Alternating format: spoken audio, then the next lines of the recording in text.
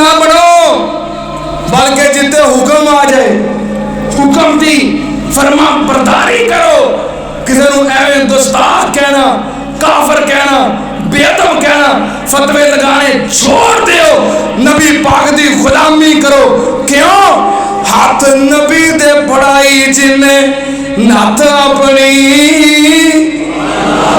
हाथ नबी दे पढ़ाई जिन्हें नत अपनी, छड़ी सत अपनी गल कत अपनी, बस पिछे पिछे चलना विहार हो गया। भावे लख गुनाहगार बेड़ा पार हो गया। कोई 70 दियां मार के दोबारे आमदा, कोई 70 दियां मार के दोबारे आमदा, करदा गुलामी ते इज्जत अजियां पाउंदा। जिब्राइल ओदी शक्ल दा उतार हो गया। भावे लख गुनाहगार बेड़ा पार हो गया। बेड़ा पार किदा होना है? जरा नबी पाक दा गुलाम होएगा।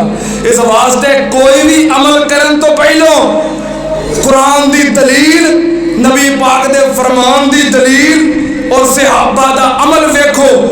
कुरान और हदीस अल्लाह दी वही है, इहदे उत्ते अमल किवें करना है? सहाबा ने पूरे दे पूरे दीन दे उत्ते अमल करके विखाया है। जो कम अमले सहाबा तो भी नहीं मिलता बल्कि उहदे खिलाफ है, मरदूद है। सुन लो ध्यान नाल, हुज्जत रब दा कुरान है, मुस्तफा दा फरमान है। अलैकुम बिसुन्नती व सुन्नतिल खुलफाए राशिदीन अल महदीयीन।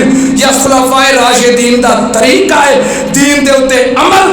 सहाबा इकराम ने जिवें अमल कीता उवें होएगा। आमिनू कमा आमनन नास फ़इन आमनू बिमिस्लि मा आमनतुम बिही फ़क़द इहतदौ।